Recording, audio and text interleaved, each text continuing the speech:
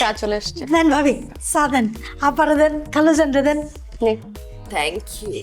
আমি একটু কাজ করি, বাবা ফেসবুকে যাই। হ্যালো হ্যালো, আসসালামু আলাইকুম আমার ভিউয়ার্সরা, আমার ফলোয়ার্সরা। দেখেন আমার বাসায় গেস্ট আসছে, তাদের জন্য আমি স্পেশাল চা বানাইছি, দুলিস স্পেশাল চা। কেমন হয়েছে খাইতে বলেন তো? ও আপনারা কেমনে বলবেন, আপনারা তো আর খাইতে পারবেন না। যারা খাবে তাদের মুখ থেকে শুনি আমার চাটা কেমন হয়েছে। খালুজান, চাটা কেমন হয়েছে? তুলি ভিডিও বন্ধ করো। এই ভাবি, এই আপনি কি করলেন এটা? আমি আমার ফলোয়ার্সদের দেখাইতেছিলাম যে আপনারা আসছেন, মানে কি এটা কি আমার কথা জানেন না? আমার মনিটাইজেশন আসছে, আমার ডলার আসবে, ডলার। এই গাধা, এই এটা কি তোর বাসা? আমরা কি তোর বাসার মেহমান? খালুজি, আপনি তো বোকা কেন বলেন তো? আমি যে আপনাদের বাসায় কাজ করি, আপনারা যে আমার মেহমান না, আমি কি মানুষের দেখাবো? আমি একটু ফেসবুকে দেখাতে নিয়েছি যে আমি বড় লোক, আমার বাসা এটা, আমার মেহমান এটা। আপনার সহ্য হলো না? আমি যদি এখন দেখাই আমি যে আপনাদের বাসায় কাজ করি, মানুষ আমার গরিব ভাবে না, ফকিনি ভাববে না? শোনো দুলি, তোমাকে আমি একটা পরামর্শ দিই, কখনো ভিডিওতে মিথ্যা কথা বলবে না। ধরো তুমি যদি ভিডিওতে সত্যি সত্যি তোমার জীবনের কথা বলো, তুমি মানুষের বাসায় কাজ করে খাও এবং কখনো কাউকে ঠকাও না, কাজের বিনিময়ে সৎ পথে তুমি জীবিকা নির্বাহ করো, তাহলে তোমার ফ্রেন্ডস ফলোয়ার খুশি হয়ে তোমাকে আরও অ্যাপ্রিসিয়েট করবে, খুশি হয়ে তোমার ভিডিও ভাইরাল করে দেবে। এতে তোমার পরিচিতি বাড়বে, লাইক কমেন্ট ভিউ বাড়বে এবং ডলারও বেশি বেশি কামাবে। আপা গো, আপনি একদম ঠিক কথা বলছেন। এই যে আমি ফেসবুকে দেখি তো যত মানুষের ভিডিও ভাইরাল হয় সব কিন্তু গরিব মানুষের, গরিব মানুষের কথা মানুষ বেশি শোনে। আর অথচ আমি ভান ধরি আমি বড় লোক। না না আপা, আপনি আমার চোখ খুলে দিয়েছেন। এখন থেকে আমি যা যা করি সব সত্যি কথা বলবো। যেমন মাছ কাটতেছি এটা ভিডিও করব, কাপড় দিতেছি এটা ভিডিও করব, ঘর ঝাড়ু দিতেছি এটা ভিডিও করব। আপা থ্যাংক ইউ ভেরি মাচ। ঠিক আছে আপা, আমি বাথরুমে যাই, কাপড় ধোই আর ভিডিও করি। আমার তুই তো একটা ভালো বেজাল লাগাই দিলি। এখন তো কাজ করা বাদ দিয়ে ভিডিও করবে, ধুতে যাবে কাপড়, গিয়ে দেখবো কাপড় না ধুয়ে ও ভিডিও করতেছে, রান্না বান্না না করে রান্না বান্নার ভিডিও করতেছে। এই করবে ও। কি কথা বললেও ভালো করে কাপড় ধুবে সেটা আমি জানি, তুই এটা নিয়ে চিন্তা করিস না, জাস্ট ওয়েট অ্যান্ড ওয়াচ। মাগো, তুমি একদম তোমার বাবার মতো হয়েছো। আমি ওনাকে দেখেছি, কি ট্যালেন্ট।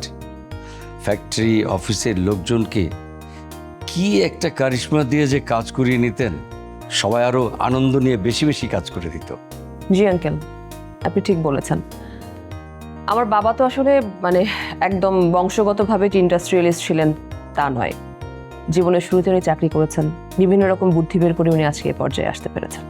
বুঝলে মা, ওই তোমার নামে নাম মার্জান স্পিনিং মিলের যখন দায়িত্বে ছিলাম আমি, তখন তোমার বাবা সপ্তাহে একদিন করে আসতেন। এসে পুরো ফ্যাক্টরি ভিজিট করার পরে যখন তার রুমে বসতেন, যতক্ষণ তিনি থাকতেন পুরো সময়টা আমি তার সঙ্গে থাকতাম।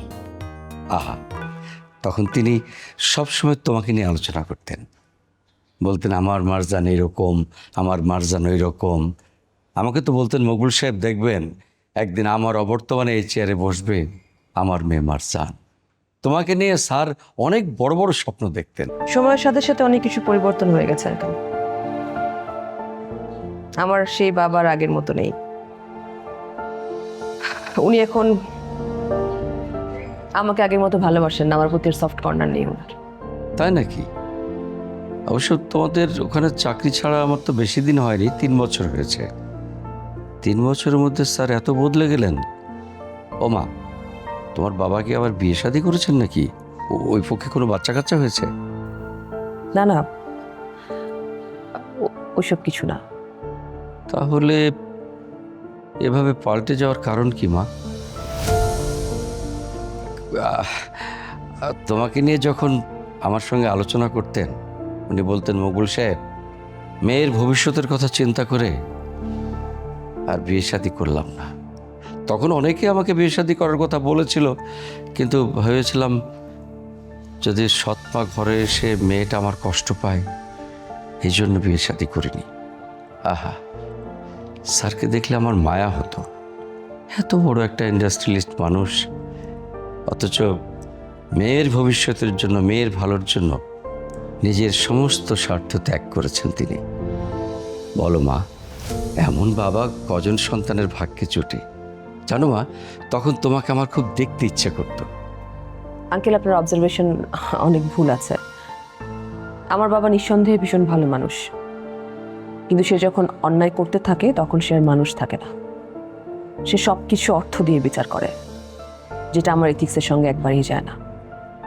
আমার এবং আমার হাজবেন্ডকে নিয়ে বাবা যা করেছে এগুলো কোনোভাবে অ্যাকসেপ্টেবল না আঙ্কেল। তাছাড়া আমার বাবা আমার কাজিনের সাথে বিয়ে ঠিক করেছিল, সেই কাজিন যে কাজিনের একটা বউ ছিল আগে। এইসব জেনেও আমার বাবা কি করে এরকম একটা ছেলের সাথে আমার বিয়ে ঠিক করতে পারে বলেন?